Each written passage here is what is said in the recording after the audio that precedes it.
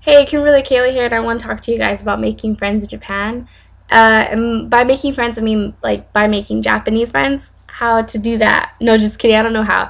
I had friends, Japanese friends that spoke fluent English, and I had Japanese friends that didn't speak that well of English, but they really tried with me, and they also spoke to me in Japanese, and I could speak back with them in Japanese. So that was pretty cool. I mean, like I wasn't great, but it was a good understanding. Plus, you can use hand movements and stuff.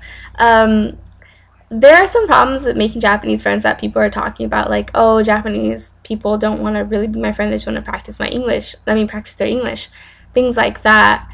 And from someone I heard from YouTube, one of her friends uh, confronted a Japanese person about that and be like, you know, what, can we talk in Japanese sometimes? Because I also want to learn Japanese, things like that.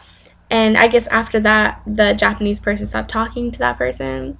So a lot of people might get this misconception that if that happened to them, that what do you call it? Japanese people are shallow. They only want to befriend a gaijin to gaijin means a foreigner in Japanese. They only want to befriend a gaijin to practice their English. But that's not necessarily the case. I mean, Japanese society is a non-confrontational society. They don't know what to do. They don't like confrontation. And if you did confront them about something like that, they wouldn't know how to react to it. I'm not saying all Japanese are like that, but studies, there are studies of the Japanese being a non-confrontational society. Like, if they have a problem with you, they wouldn't bring it up, okay?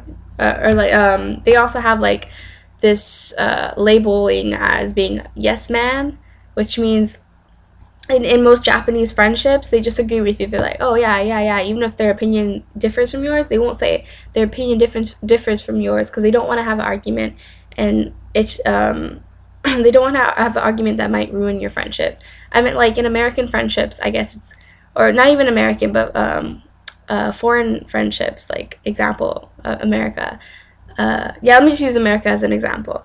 I think agreeing and disagreeing on certain topics is what strengthens your friendship with that person, because I don't know, it shows a sense of maturity that we're able to have these types of discussions without being all pissy about it and things like that.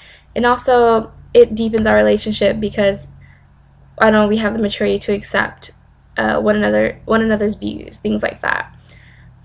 So I see disagreeing and agreeing with things, like sharing our opinions about things, is something sorry, I'm like running out my voice for some reason, is something that's really needed in friendships. But in the Japanese society, that's not the case. Like it's like just agree, it's not even agree to disagree, just agree regardless of your opinion about it. So the reason why I could see the Japanese person not contacting that whatever foreigner back is because I don't think he knew what to do. Like this girl must be mad at me or something like that, or this guy must be mad at me. I don't know if it was a girl or guy. So if that happens to you, just know that it's not because they're only using you to learn English, whatever. It's just the culture. Okay, it's not something they're used to. So making Japanese friends, I think it's easier to make Japanese friends that have an abroad experience because they know the way gaijin act, I guess you could say, because they're kind of used to it themselves. And also, like, what do you call it? Most of them who are used to abroad cultures know English. So, you know, what language are you going to talk to somebody in when you're in Japan for them to get to know you better? A language that you don't really know, or a language that you're perfectly comfortable in, which is English. So you get to become really close with Japanese people who speak English, in my case. And then also, I had Japanese friends that didn't speak that much English, so I had to converse with them with the little Japanese that I did know. I mean, you know, basic conversational Japanese and things like that. I can go off topic a bit, but I wasn't that great.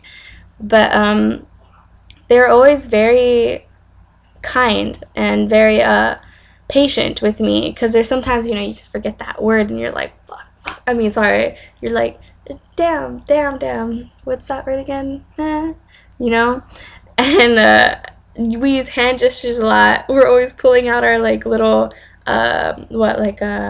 iTouches or iPhones that have Japanese dictionaries in it, things like that, or English to Japanese dictionaries, Japanese to English dictionaries, just trying to understand each other. And that was the fun part. And I think that's what really helped my friendships with Japanese people who didn't speak that much English deepen, which is pretty cool. So I really had no problems making Japanese friends. But I do recommend that you take at least 2 years of that you take 2 years of Japanese before you go to Japan, because I do feel like knowing the language at a good level would really help you in making Japanese friends in an easier manner, instead of like struggling like all the time like I did. So yeah, 2 years of Japanese, college level Japanese, is really highly recommended by me. But even if you only had 1 year or no years of Japanese, I mean, it's still fine. You're gonna make Japanese friends regardless. Yeah, so that's my opinion about making Japanese friends in Japan.